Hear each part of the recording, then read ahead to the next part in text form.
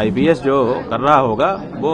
मुख्यमंत्री जी के निर्देश आदेश पर उनकी इच्छा की पूर्ति के लिए कर रहा होगा। शंकराचार्य की पीठ ही इस समय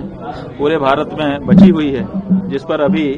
सत्ता पक्ष का कोई व्यक्ति नहीं बैठ पाया है। उनकी कोशिश है कि जैसे उन्होंने हर संवैधानिक पद पर अपने आदमी बैठा लिए, जैसे उन्होंने हर विश्वविद्यालय के कुलपति के पद पर अपने आदमी बैठा लिए, जैसे उन्होंने बाकी कई जगहों पर अपने आदमी बैठा लिए, वैसे वो चाहते हैं कि शंकराचार्य के पद पर भी हम अपने आदमी बैठा लें। भाई हमारा उनका व्यक्तिगत ना तो पहले से कोई परिचय है, ना तो कोई बातचीत है, ना तो कोई स्वार्थ टकरा रहा है। आईपीएस जो कर रहा होगा वो मुख्यमंत्री जी के निर्देश आदेश पर उनकी इच्छा की पूर्ति के लिए कर रहा होगा।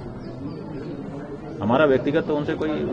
लेना देना है नहीं ना। महाराज जी, जिस तरीके से कार्रवाई की बात कही जा रही थी, अब ऐसा लग रहा है कि लोग बैकफुट पे आ गए हैं, तो क्या ये अब ये आप लोग अपनी शब्दावली है, हम इसमें नहीं जाना चाहते हैं। हम तो ये कह रहे हैं शुरू से आपसे कि हम यहाँ पर उपस्थित हैं और आपकी कोई भी जांच है उसमें सहयोग करने को तैयार हैं, और अगर कोई आरोप लगाया गया है तो उस आरोप के बारे में आप हमसे जो पूछें वो बताने को तैयार हैं, और हम बता भी रहे हैं, आप देख रहे हैं। शंकराचार्य की पीठ को बदनाम करने के लिए जिस तरीके से शंकराचार्य की पीठ ही इस समय पूरे भारत में बची हुई है, जिस पर अभी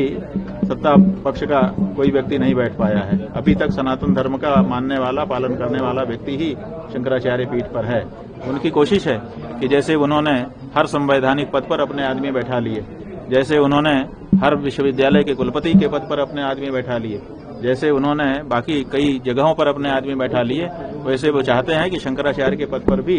हम अपने आदमी बैठा लें। तो इसीलिए जो परंपरागत शास्त्र को मानने वाले, वेद धर्म को बताने वाले शंकराचार्य हैं, वो उनको अब सुहा नहीं रहे हैं, क्योंकि जो वेद को मानने वाले, शास्त्र को मानने वाले शंकराचार्य हैं, वो कह रहे हैं कि एक सन्यासी को दया, करुणा और अहिंसा के व्रत का पालन करना चाहिए। और जब एक सन्यासी, अपने आप को कहने वाला और गेरुआ कपड़ा पहनने वाला व्यक्ति मुख्यमंत्री आदि पद की शपथ ले लेता है, तो फिर वो मांस विक्रय का काम भी करने लग जाता है, जो कि शास्त्रोचित नहीं है। शंकराचार्य ये कह रहे हैं कि जब आपने विरक्ति धारण कर ली, माँ बाप को भी छोड़ दिया, तो फिर आप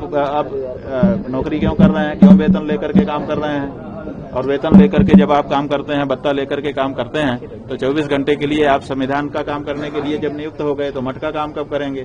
तो ये जो प्रश्न है मूलभूत, इन प्रश्नों को शंकराचार्य उठा रहा है, इसीलिए शंकराचार्य उनको नहीं सुहा रहा है।